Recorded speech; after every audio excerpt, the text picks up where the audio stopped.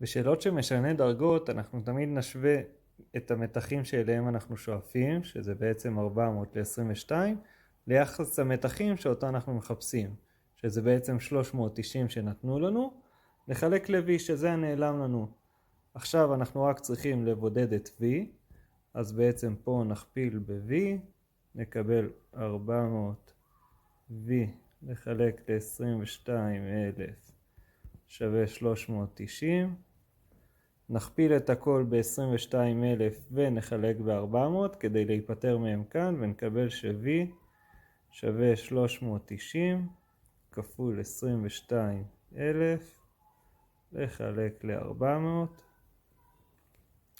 נחשב ונקבל ש-V שווה 21,450, שזה בעצם המתח שאליו אנחנו צריכים לשנות את משנה הדרגות שלנו.